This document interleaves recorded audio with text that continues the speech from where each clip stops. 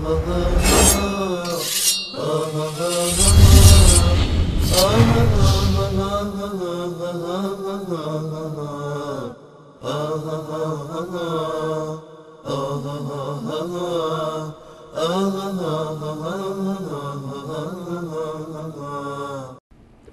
سلام علیکم بفرمایید. الو سلام علیکم. علیکم السلام و رحمت الله و برکاته.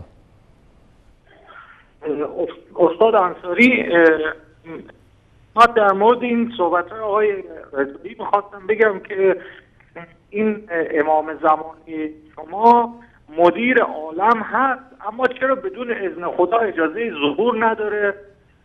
و اصلا این صحبت هایی که این آقای رضایی میگن الان مثلا اون چیزایی که در مورد پیامبر گرامی گفت اگر این مسئله درست باشه، در اون روایت اصیحابی که الا مثل حمل النعم، بعد در روایت میگه لا تعلم ماذا احدثوا بعدک، تو نمیدانی که اصحابت بعد از تو چه کردند. یعنی پیامبر که ایشون میگه شاهد هست در اصحابش، خود روایت داره میگه که نه، این پیامبر خدا خبر نداشته که بعد از وفاتشون چه شده. بله آقای حسینی در مورد این که امامان حاضر و ناظر هستند نظر شما چیه؟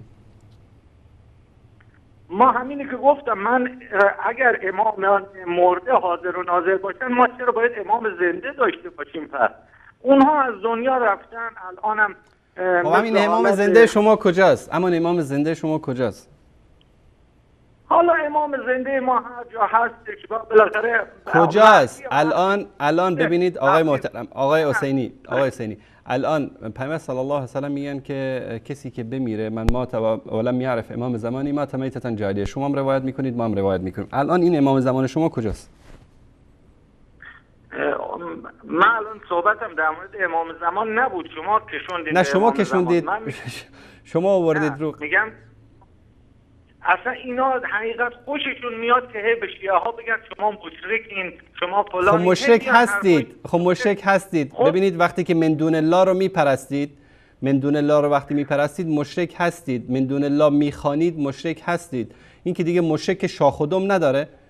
یعنی ابو جهل و ابو لهب، آقای حسینی، ابو جهل و ابو لهب یه دو تا شاخ و یک دم که نداشتن، اعمالشون نشون میداد که اونها مشرک هستن. از ائمه میخواهید، وقتی از ائمه رزق میخواهید، روزی میخواهید، صلاح حالتون رو میخواهید، خب این شرک است. وقتی که به یک موهوم خیالی که اصلا وجود خارجی نداره اعتقاد دارید به اسم امام زمان، خب مشرک هستید.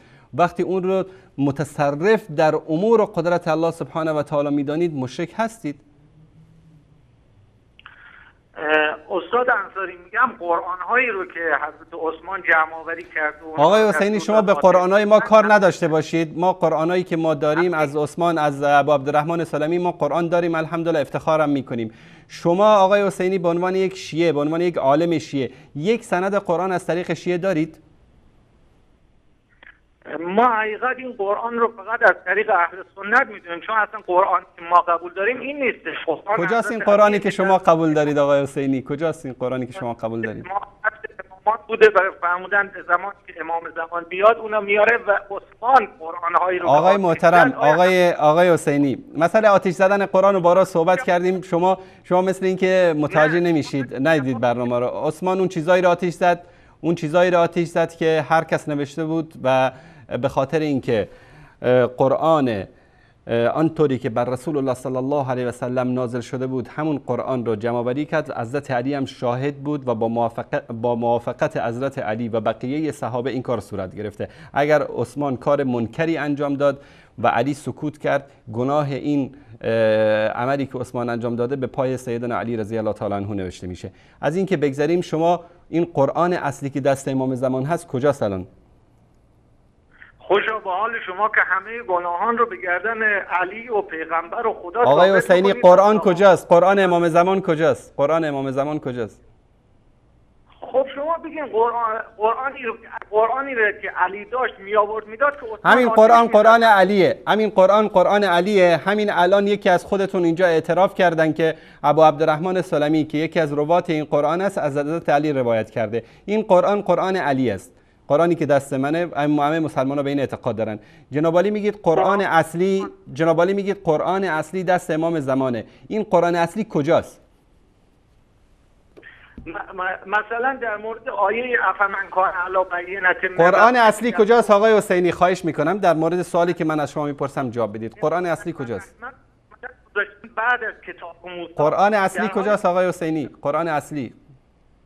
قرآن اصلی برای که تحریف نشه و آتشش نزنن دست ائمه محفوظ مونده تا لا یفترقا حتی یرد علیه خب این ائمه‌ای که قرآن رو با خودشون بردن فکر نکردن که میلیاردها مسلمانی که از زمان رسول الله تا قیام قیامت تا وقت امام زمان میاد وضعیت اینا چی میشه؟ اینا باید به چی عمل بکنن؟